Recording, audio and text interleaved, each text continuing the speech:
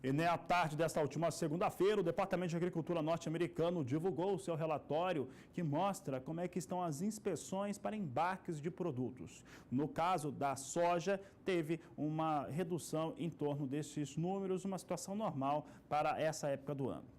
Um outro relatório que também aconteceu no final da tarde de ontem, desta última segunda-feira, é o relatório que mostra as condições de lavouras norte-americanas. Para a soja, 69% delas se encontram em boas ou excelentes condições, uma queda de 3 pontos percentuais frente aos números que se tinha na última semana. É o que você confere agora na tela comigo. Você tem aí as lavouras de soja até o domingo do dia 15 de julho, estavam elas com 69% em boas condições. Essa era a situação que se tinha. Uma semana antes, em 8 de julho, estava em 71%, por isso tem uma queda. E considerando a mesma data do ano passado, estava em 61%, portanto, há um certo avanço em torno da qualidade das lavouras quando você considera o ano de 2018 com o ano de 2017 para a mesma data.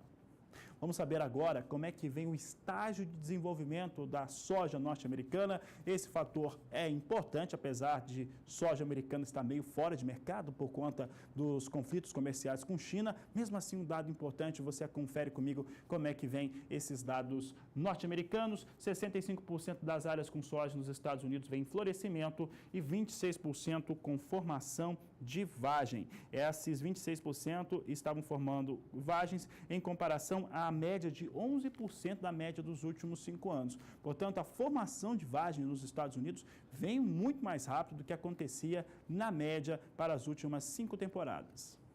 Vamos falar agora sobre essa condição climática agora sobre os Estados Unidos, sobre as áreas de lavoura de soja e milho. Quem fala sobre o assunto é Juliana Rezende. Boa tarde, Juliana.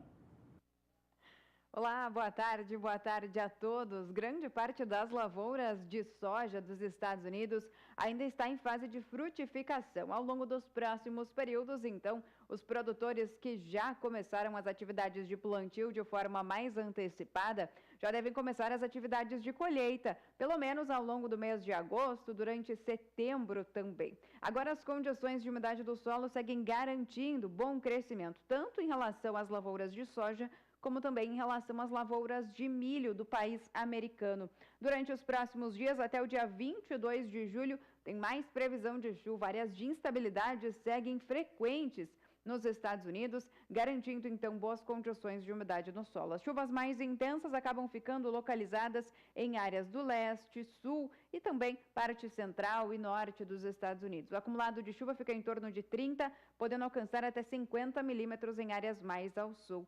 A partir do próximo período, entre os dias 23 e 27 de julho, a chuva vai seguir frequente nas lavouras de soja e também de milho dos Estados Unidos. Dessa vez, a chuva começa a perder um pouco mais de intensidade, as pancadas, então, ficam um pouco mais fracas e com menor volume de água. Tanto que somente em áreas da faixa central dos Estados Unidos e também da faixa leste, onde o volume de água alcança 30 milímetros, nas demais áreas o acumulado de chuva fica em torno de 5 a 15 milímetros apenas. E até pelo menos o começo do mês de agosto, a tendência de instabilidades frequentes em grande parte das áreas produtoras de milho e também de soja do país americano, principalmente na parte do cinturão de milho. A expectativa é de mais chuva, mantendo o solo com boas condições de umidade.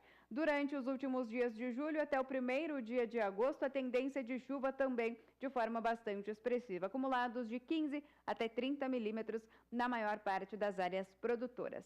Então agora, no decorrer do mês de julho até o comecinho do mês de agosto, a tendência de chuva frequente, o que deve seguir mantendo grande parte das lavouras de soja e milho com bom desenvolvimento. A partir dos próximos períodos, a expectativa é de que a chuva diminua aos poucos e para os produtores que já devem começar as atividades de colheita ao longo do mês de agosto e também em setembro, a tendência é que com a chuva diminuindo, acabe favorecendo essa fase inicial da colheita, tanto da soja como também do milho dos Estados Unidos.